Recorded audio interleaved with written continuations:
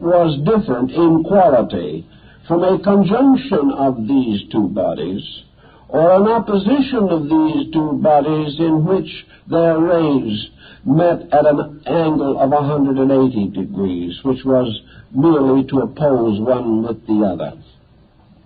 Consequently, all relationships were due to these movements of similars, in which things never changing of their own nature create immutable and inevitable change by their relationship. A very simple example of that, which we all can recognize, is the fact that the seasonal changes of the earth, winter, spring, summer, and fall, do not mean that there is any change actually in the structure of the sun or in the structure of the earth, nor is there any essential difference in the amount of energy which the sun bestows. But the angle of incidence of the rays of the sun striking the earth will produce the differences of seasons simply because of the inclination of the earth's axis. Yet nothing is substantially changed, only changed by relation of incident. Consequently, the entire universe, solar systems, cosmic systems, space itself, is subject to an infinite diversity of manifestation simply due to this relationship of unchanging parts. By this relationship, all things become differentiated. More forms of life become differentiated than it is possible for us to even imagine. Yet this differentiation in itself is no evidence that anything becomes better or worse. It simply represents difference. This led to certain moral speculations concerning existence. And it points out to us very clearly that all natures have within them essentially the same substances. But conditions due to relationships release what appear to be individualities. This again is a good psychological point, for actually it is relationship, association, and use that determines the development of the differences in human personalities, not a difference in the essential life energy involved.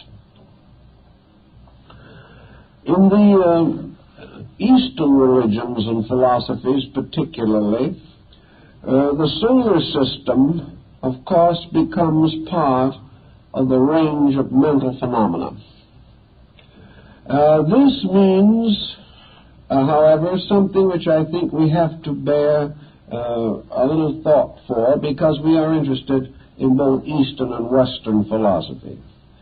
The idea that some people have that certain Eastern schools simply regard the universe as an illusion, this attitude is for the most part wrong. The ancients, and particularly the Oriental peoples, did not hold that the solar system had no existence. They did not believe that the cosmic systems had no existence. Nearly all of the Eastern systems arise from the philosophies of India, and these philosophies did not deny physical phenomena, nor did they say when a man sat down on a chair that neither the man nor the chair could be there. Actually, this was an exaggeration arising in the minds of interpreters trying to make an absurdity out of a situation that is basically rather sound. The Eastern position on the matter is this. You stand at a certain point, we will say, on the earth, and you look out into the rest of the solar system and perhaps through and beyond it to the regions of the stars.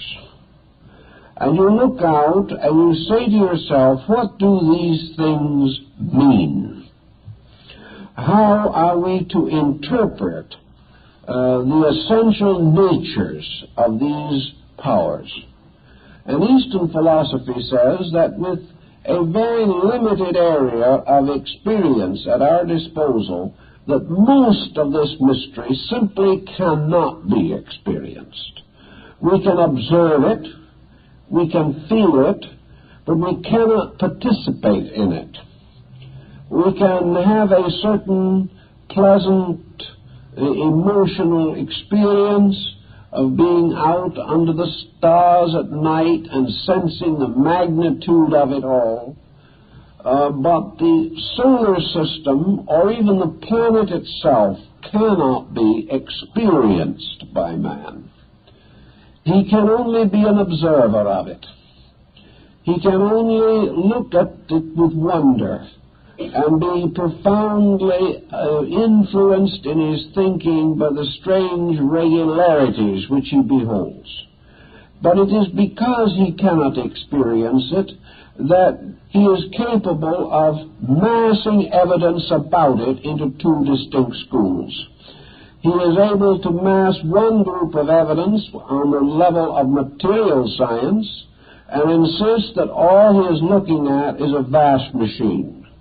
He is able to gather evidence or amass conviction on another side of the question in which he is convinced that the entire mystery of solar existence is held in the hand of an eternal God.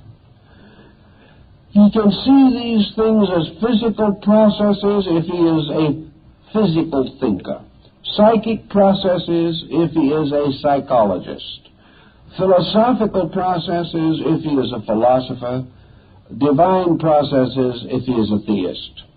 Each one in his own level interprets, but he is interpreting from his own level of insight.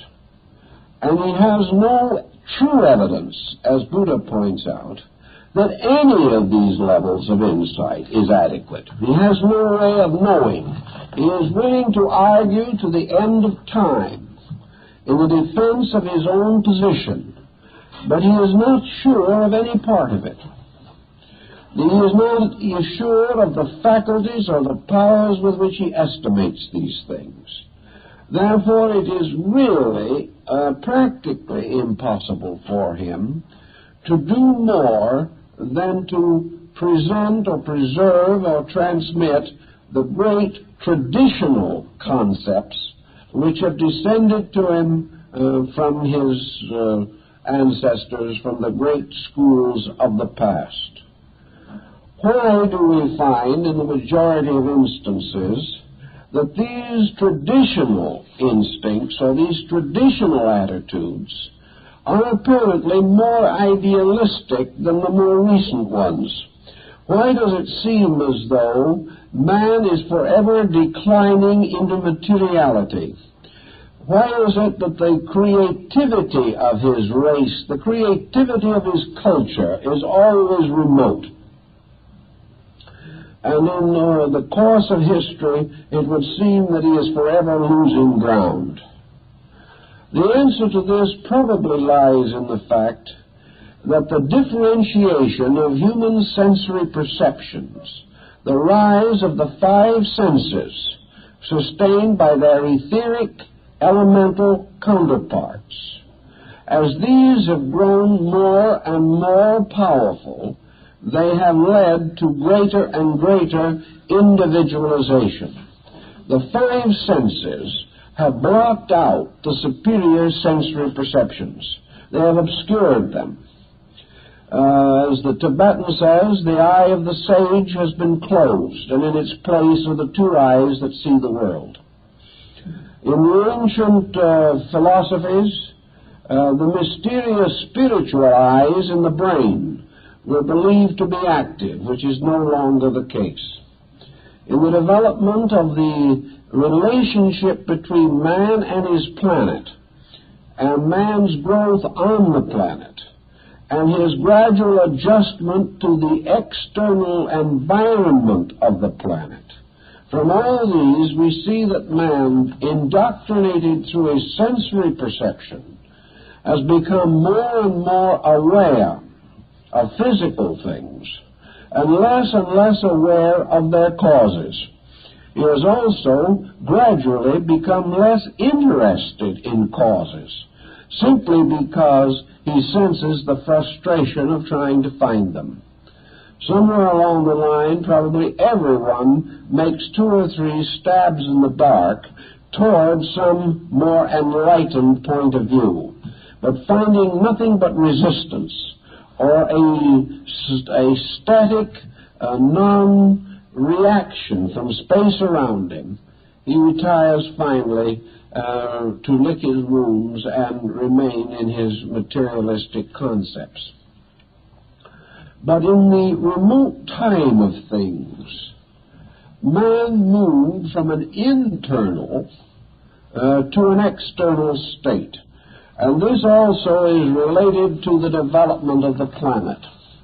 According to the ancient tradition, the planet developed like the fertilized cell of the human being by developing a polar cap, or a gradual descent of crystallization from the north polar extremity of the cell. This crystallization resulted in the emergence of what the ancients called the imperishable land, or the imperishable island. And gradually the development of this planetary form made it increasingly suitable for the embodiment of beings or entities that had previously been suspended in the 7 orbits, or 7 conditions of the invisible body of the earth. The earth entity taking form, coming into manifestation within the solar system. As the earth entity unfolded, the lives which it carried with it began to unfold also, as in the case of the embryo, where the embryo, having once begun to manifest, seems to bring into manifestation an ever greater number of cellular lives and structures to become its new body. The earth, according to the ancients, as it unfolded, caused these various orders of life to come into embodiment, or come into incarnation. And because 5 have been individualized, 5 have come into life. And this is what we see in our experiences today. Actually, beyond this point, the evolution of these different forms of life reveal different degrees, we will say, of superior insight. From the in the earliest days, these forms coming into manifestation still shared a degree of the 6th and 7th power in common, or the solar intuitive insight. These beings were aware of the archetype, and they imprinted this archetype on their most primitive institutions. They first intuitively and instinctively, and probably without conscious intent, simply lived according to the archetype. As the patterns of the archetype grew dimmer within themselves, they then had dependence upon the forms which they had already built, as though at some very remote time they had fashioned a beautiful vessel of clay, simply because they had a tremendous insight into beauty. Gradually this insight faded away, but the vessel of clay remained, and they were able to copy it indefinitely from that time on, making a vast number of reproductions of it. These reproductions, however, drifted further and further away from the original design, because they had lost consciousness of the original design and were merely reproducing something that had already existed. Man, becoming more and more absorbed in material forms, follows this process of infinitely reproducing old concepts, but having lost the meaning of them.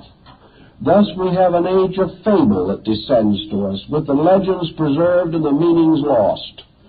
Thus we have great archetypal arts, which were originally vast spiritual sciences, but now they have descended to us merely as physical arts and sciences with their true meanings lost. In the background of all knowledge, therefore, is this lostness which results from embodiment. And this lostness is the result of involution, or the descent of life into form. The regaining of the lost insight is evolution, or the rescuing of consciousness through form. The belief of the ancients was that solar systems come into existence and go out of existence like any other type of body in space. Just as surely as the human being, completing a life cycle, retires from visibility, only to remain for a time in abscondito and then to come forth again in a new body. So solar systems likewise go to sleep, carrying with them their natural karma, which they have on their own level of function. After a certain time, the solar system is born again in the same way that we described at the beginning of the talk. It receives its allotment and emerges. In the meantime, it remains in suspension, in seed form, through the nights of the solar rest, the great pralaya between embodiments. This brings up another interesting point, and that is that while these various degrees of life are locked in their potential seed forms, represented in Buddhism by placing a luminous pearl upon a lotus flower, and then placing in the pearl a character of the Sanskrit language. This is called the seed form. It is the vibration pattern, by means of which the power will be caused to emerge from sleep. When the time comes for this seed to open, it becomes then obvious that all the different kinds of seeds floating in space appear the same while they are in seed form. But when they begin to awaken, they all awaken according to the inherent degree of their previous existence. Consequently, while lives may not appear to differ at some stage in their growth, as it is true that in the early degrees of fetal development it is almost impossible to tell the human fetus from that of a chicken or some quadruped. After a certain time, however, the differentiating characteristics appear. After a certain time, the chicken comes out of the shell, but the human fetus remains much longer to gain greater evolutionary prenatal growth. Thus, in space, all of these different levels exist, levels of growth. Some forms can never unfold at this time or in this degree of their life beyond an atomic pattern. Others can develop into cellular forms. Some can develop into complicated cellular structures like the radiolaria. Some have more potential and will become animate things. These in turn divide into all kinds of kingdoms, species, and genera. Finally, some of these, which could not be distinguished from the others at the beginning, become human. Then there are other seeds in this space which evolve without our ever knowing what the final pattern may be. There are seeds that are growing now that will not reach their maturity until after man has ceased to be on the earth. There are also seeds of other substances, and science is beginning to suspect this. which are growing invisibly around us all the time and are actually creating worlds just as well integrated and organized as our own, but entirely beyond our perception. Thus it is perfectly possible for many different patterns to grow up in space. This growth always being the unfoldment of the potential that is carried in the seeds. The sun, of course, is an example of such a seed. A planet is also an example of such a seed, and so is man. And each one of these seeds will continue to grow, and through the association of karma, will gradually unfold greater and greater potentials. But the transference from one kingdom to another, or a major step forward, will only take place during the period of rest, or the pralaya between creations. At the moment, one of our greatest and most interesting subjects is the study of the moon, represented in ancient art as, say, the mad mother of the earth. The actual relationship of the moon to the earth in the Eastern philosophy is that it is the previous body of the earth entity. The moon is therefore a corpse. The moon is a body disintegrating in space, and the life wave that belonged to it and once needed it has evolved to become the earth humanity. The moon, therefore, is a shell, a ghost, like one of the doppelgangers of ancient Teutonic legendary and lore. This does not mean that the moon is totally dead, any more than a corpse is totally dead.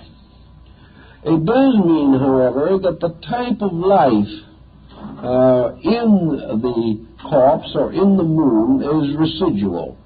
It is that which belongs to the smaller organisms or parts from which the major life-giving principle has been removed. The decay of a dead body is an evidence of life, but it is a gradual release of living things from a pattern, and because they are released from the pattern, they gradually become destroyed by lack of the central nutritional power which holds things together.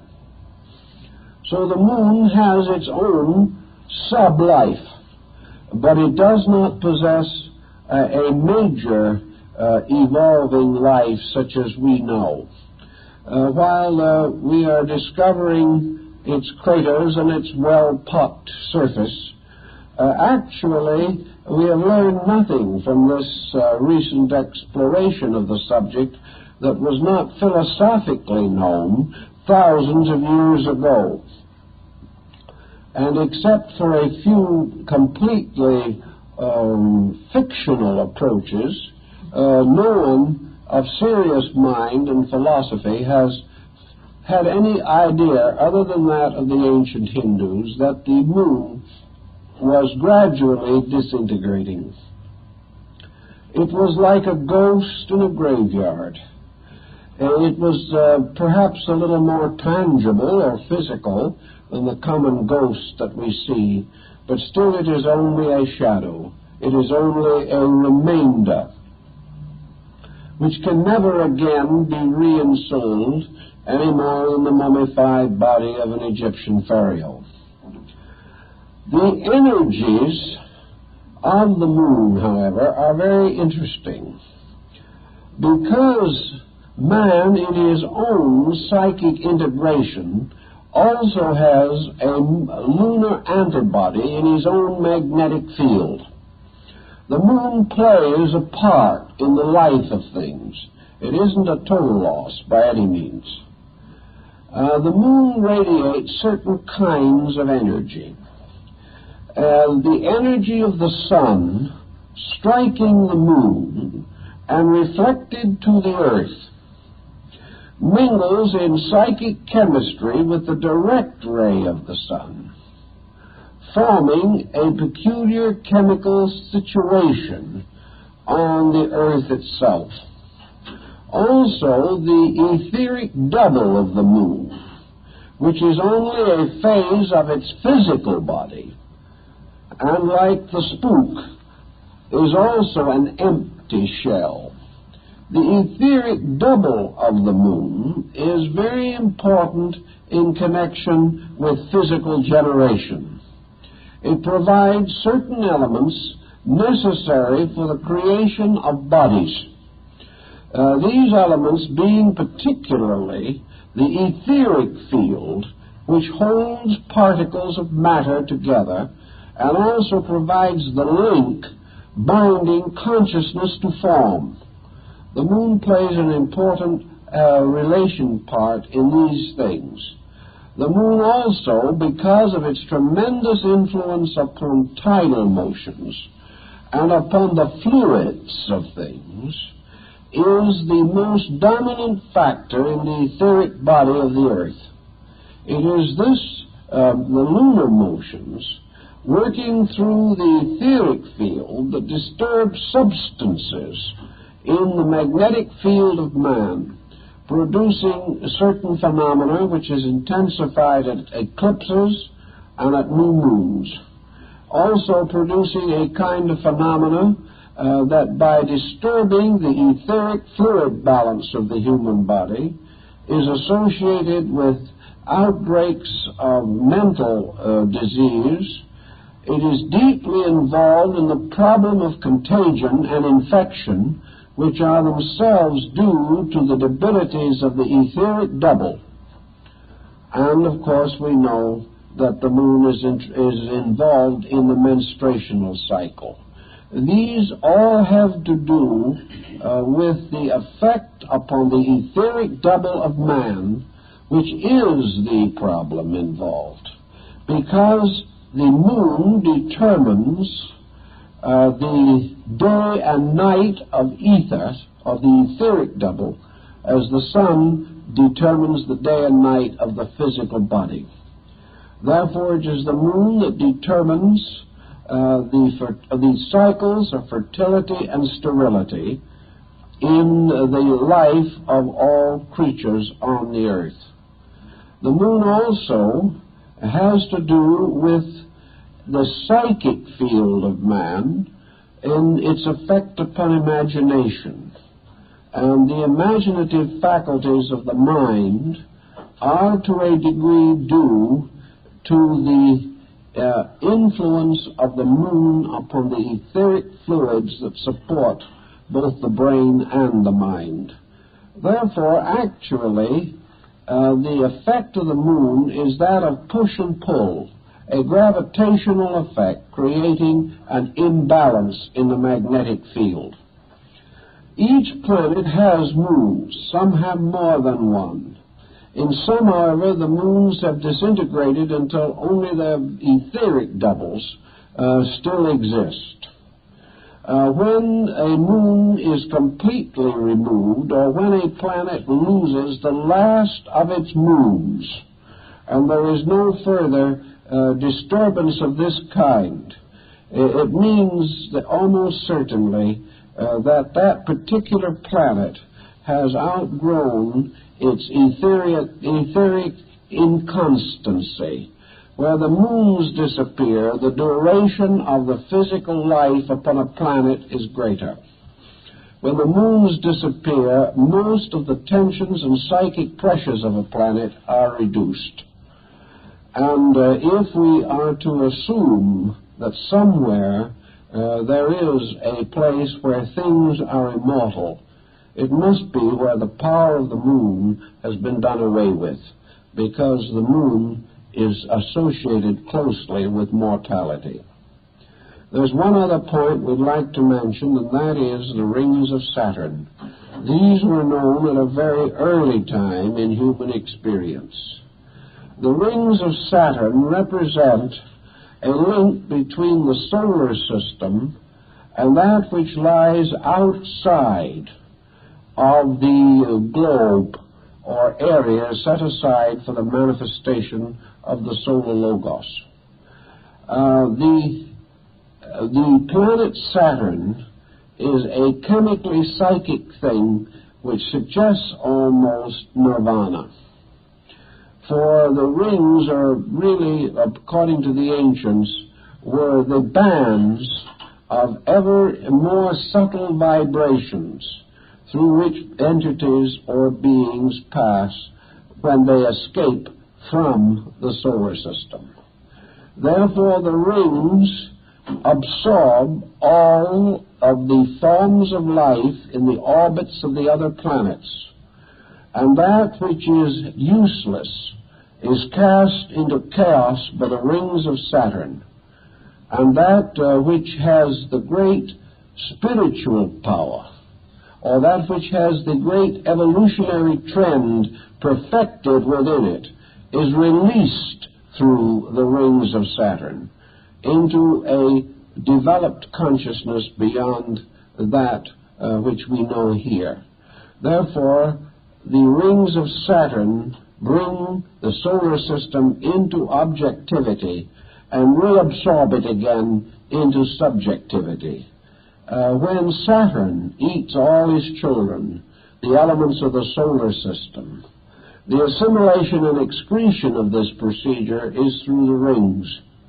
And most ancient peoples were very much aware that the rings represented the final breakdown of all things that have to do with mortality, and that the final vestiges of matter are broken up and scattered in space through the rings of Saturn.